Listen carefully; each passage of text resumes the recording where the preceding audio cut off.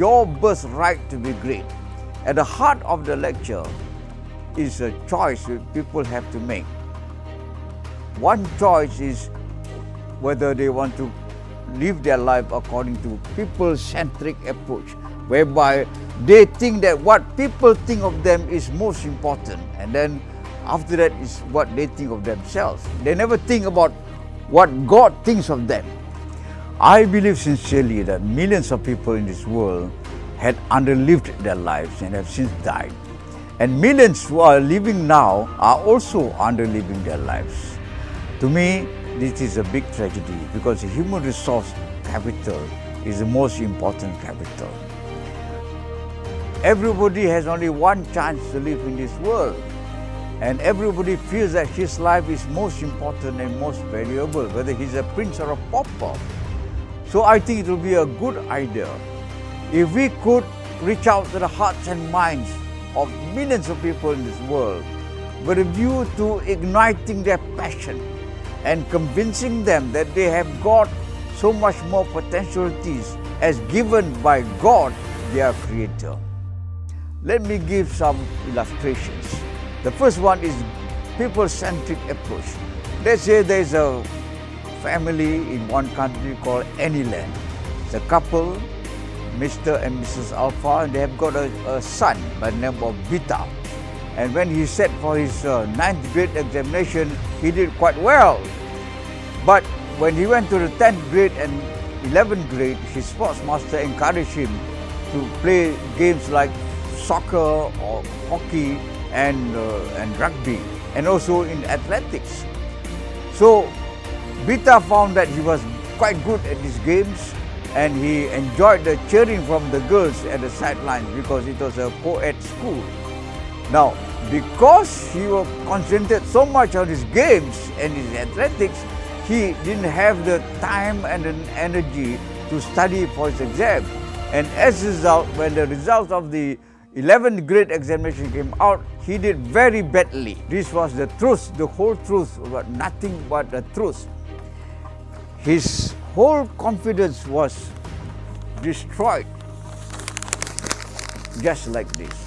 Now, somebody from the family of mankind must reach out to the hearts and minds of Beta and all the Betas and the Gammas and convince them that what has happened is they failed in the exam, which concentrated so much on the left brain function, on their rote learning abilities, not their right brain function, which is more creative thinking, visualization thinking, and imaginative thinking.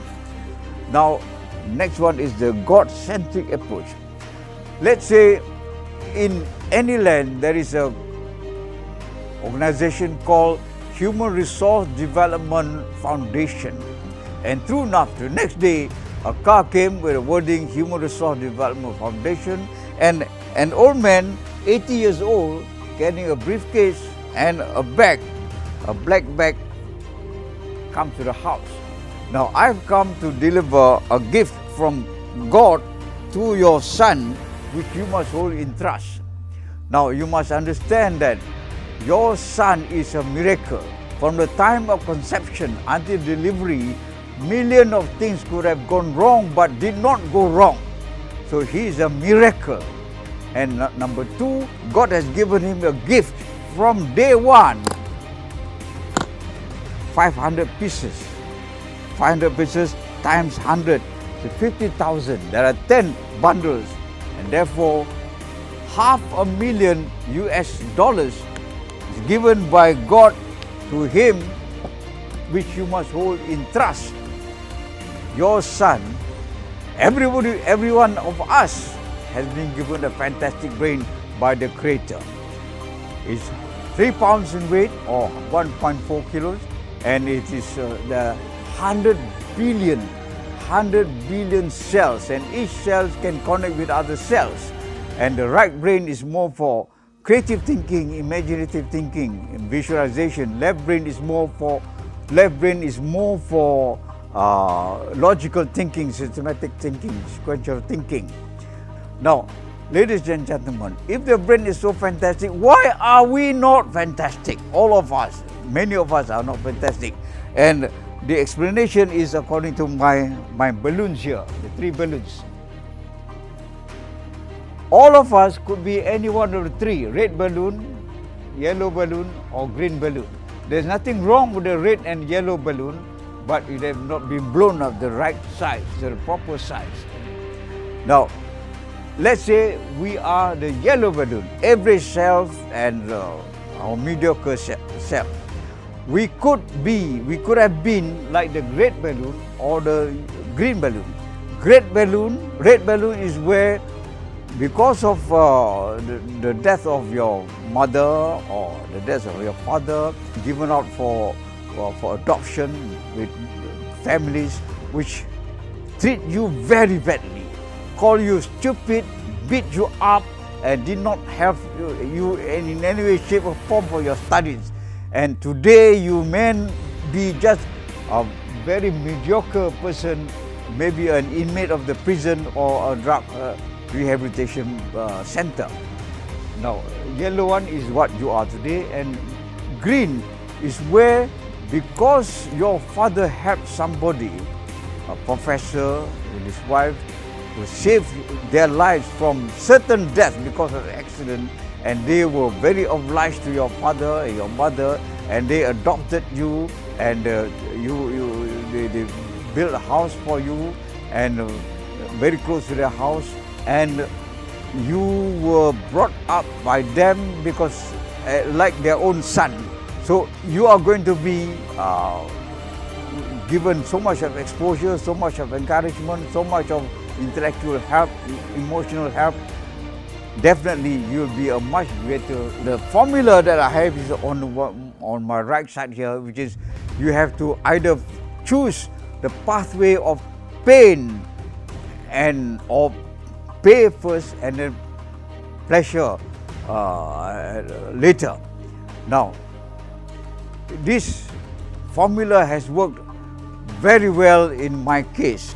From the age of 13 to 23, I worked hard for 10 years, and from 23 until now, I'm 80 years old, 57 years of good life, happy life, and comfortable life. My bottom line message is all of us have got 3 choices. This is the red balloon, this is the yellow balloon, and this is the green balloon. Let's say we are here now. You are here now, you are quite comfortable, this is your status quo, whatever is your age. And let's say that you have a desire to reach as old as possible, to be 80, for example. That's a benchmark. So if you are 30 and I'm 80, you've got 50 years more to reach my age. You can remain like this, or you can go down. You can become a worse individual, a worse worker, a worse human being, and start to take all the high-fat, high-cholesterol food, and you become irresponsible worker, irresponsible husband, irresponsible son or daughter. And there is a second choice. This is the red balloon. Now, from yellow balloon, you want to go to the green balloon here. Now, it's so difficult because this is you're following gravity. This one you are going against gravity.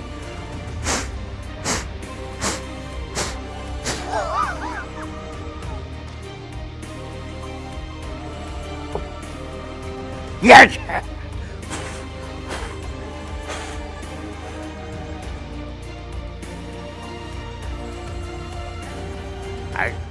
I did it. All of us. There's a formula which is PhD. P for passion, your interest, your aptitude, and H is hunger. A burning desire to be somebody, a burning desire to be successful. And D is drive, determination. So if you have got a PhD, passion, hunger, and drive, I think you will succeed. So let's say you are determined not to change. Fine. Some people say this is just like the song, Que sera sera, Que sera sera, whatever will be, will be. The future is not ours to see, Que sera sera. In other words, whatever will be, will be. One day, after you have seen the video, you get a dream. Grandfather appears for you. Look, calls your name, let's say Beta or Gamma. You have seen that video by that motivator, and you have given a choice whether you want to stay in the medium part, the grey part, or to go up. When we were alive, we were never given the briefing by anybody that God wanted us to be fantastic. So don't waste your time. Go up the white part of the motivation stick. Be the best person that you can be. Be the greater human being that you can be. Don't have any more doubts. God has created us all as His vicegerents or as His ambassadors. And God has created us as stewards or custodian to look after the earth. You have a choice now whether you want to be to stay in the grey part or to go up the white part or to go down. Why stay here? Why be an ordinary person? To be or not to be? That is the question. So I changed that to go up the white part of the stick or not to go up the white part of the stick. That is the question.